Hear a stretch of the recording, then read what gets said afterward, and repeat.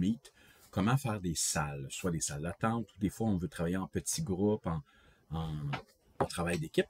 Donc, je vous montre la fonction qui est relativement simple. Donc là, je me suis connecté, là, mon iPad attend dans la salle d'attente. Mais juste avant, au préalable, on va créer nos salles. Donc, où ce qu'on voit ici, activité, les petits pictogrammes, on va aller cliquer dessus. Et on va avoir les options, dont session en petits groupes. On voit juste ici. On va cliquer dessus et on voit que pour l'instant, on va aller configurer des sessions en petits groupes. Donc, on va venir cliquer ici. Et là, on y dit le nombre de salles qu'on veut. Donc, si je veux, mettons, une salle d'attente, si je veux une salle d'un travail A, travail B, travail C, peu importe.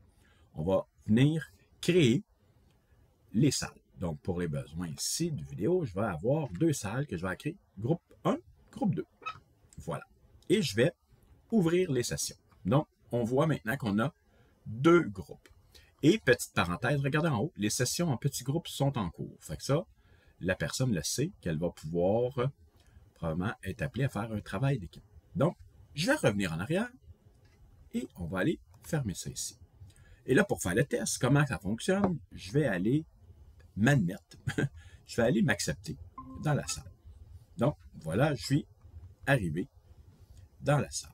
Fait que ça me dit bien que des visiteurs participent. Là, je vais juste mettre celle-là ici. Parfait. Donc, je me suis là, qui est moi qui est le responsable de la salle, donc souvent l'enseignant, et j'ai mon visiteur, souvent un élève. Comment qu'on veut qu'il se connecte? Très simplement. Lorsqu'on va créer la salle, ça va être important, on va recevoir un lien Internet, que c'est celui-là qu'on va pouvoir partager. On peut aussi créer un Google Meet permanent d'une certaine façon, d'une classe virtuelle ou autre, qui peut être valide aux informations que j'avais eues. Si on n'y va pas, après 360 jours, il va s'effacer. Mais si vous y allez souvent, le même lien Google Meet qu'on a partagé va pouvoir toujours continuer. Puis pour ça, ça va être possible quand on va créer notre invitation Meet, on va pouvoir copier le lien pour pouvoir le partager. Donc, petite parenthèse comme ça. Et là, je suis dans ma salle et là, il s'agit maintenant de faire le travail d'équipe. Donc, j'ai mes personnes, là, ça pourrait être plusieurs personnes.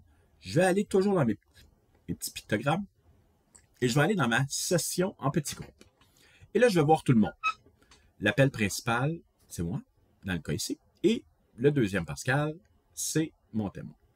Donc, ce que je vais faire, je vais aller modifier les sessions. On va cliquer ici. Et là, je vais avoir toute la sélection de tous mes noms ici. Et très simplement, on va appeler ça du drag and drop. Je vais le prendre et je l'amène où je veux l'avoir. Mettons ici. Puis, mettons, moi, je voudrais aller ici dans le deuxième groupe pour commencer. Mais je pourrais aussi, tout simplement, rester dans celui-là. Donc, étant donné que je suis le titulaire, et là, je vais faire enregistrer.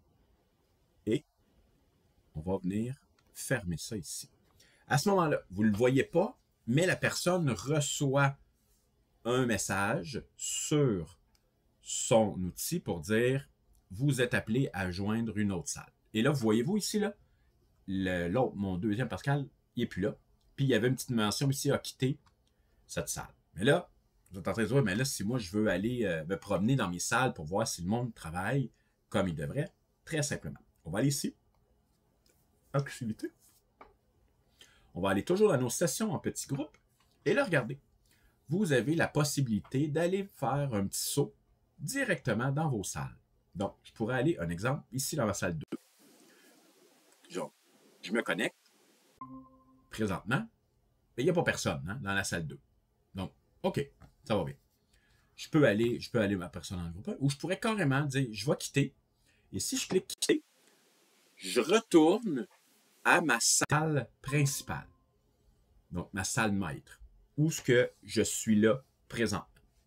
Donc, c'est comme ça un petit peu que l'enseignant peut se promener d'une classe à l'autre, d'une certaine façon. Mais, ce qui peut être le fun, aussi, très intéressant, c'est que vos salles ont eux-mêmes des adresses Internet, ont eux-mêmes des liens différents. Comme là, juste je vous donne une idée, vous voyez ici le code de cette salle-là. ben, quand je suis sur mon iPad, où ce que j'ai été envoyé, là, ici, on voyait, hein, j'ai été envoyé là, ben, le code de la salle est complètement différent. Donc, vous pouvez même, si vous le désirez, dans votre salle, dans votre classe qu'on voit là présentement, vous créez, mettons, la salle 1 qui est votre salle d'attente. Fait que là, vous dites, moi, tout le monde, quand j'accueille mes gens, je les envoie dans ma salle d'attente. Puis là, ben, ils vont être admis automatiquement avec une adresse courriel, ou peut-être, si c'est des gens d'extérieur, vous aurez à les autoriser. La notion des gens d'extérieur, c'est très facile, c'est que moi, j'ai créé présentement cette session-ci avec mon compte de mon centre de service scolaire. Donc, tous les gens qui vont se connecter avec un courriel de mon même centre de service scolaire ne seront pas de l'extérieur, ils vont être admis automatiquement. Mais si une personne se connecterait avec une adresse Gmail, par exemple, je vais devoir autoriser l'accès. Donc, à ce moment-là, ça va être que va falloir que j'aille dans ma salle où j'ai cliqué sur participer. Je vais aller dedans et je vais, selon moi, activer les personnes. Donc, je vais les faire rentrer. Ou, je me trompe peut-être, et peut-être que sur ma salle maître, ici où ce qu'on voit, je vais peut-être voir telle personne essaie de se connecter. Voulez-vous l'accepter? Fait que je vais cliquer oui. Puis elle va s'en aller directement dans la bonne salle que j'ai fait la demande, par exemple. Mais, comme je vous dis, c'est une façon très simple. Puis, si vous désirez, vous pouvez partager directement votre lien de salle de votre salle d'attente. Après ça, vous pourriez avoir un groupe. Le groupe, ça pourrait être examen A, examen B, examen C, peu importe, puis vous les mettez là.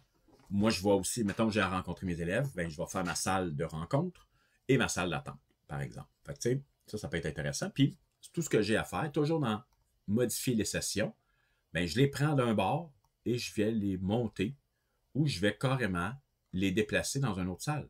N'oubliez pas, enregistrer. Quand vous enregistrez, c'est là que la personne reçoit la commande et doit cliquer sur « Se joindre » pour pouvoir passer d'une salle à l'autre. Mais voilà. Je pense que c'est assez simple hein, pour les salles. Expérimentez-le. Je vous le dis, tout est dans le petit onglet ici en bas, les 3 formes, dans la section « Session en petits groupes ». Et n'oubliez pas, vous pouvez même, lorsque, pour les besoins de la cause, j'ai utilisé une autre fonction, mais vous pouvez aussi hein, enregistrer vos réunions pour qu'elles puissent être visionnées à la demande. Donc, ça, des fois, ça peut être apprécié quand on fait de l'enseignement à distance. Là, par contre, je n'ai pas fait le test.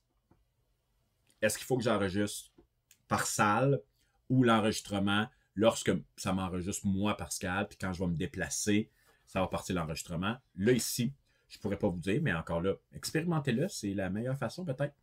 Donc, voilà l'explication pour se créer des salles ou des sessions de petits groupes.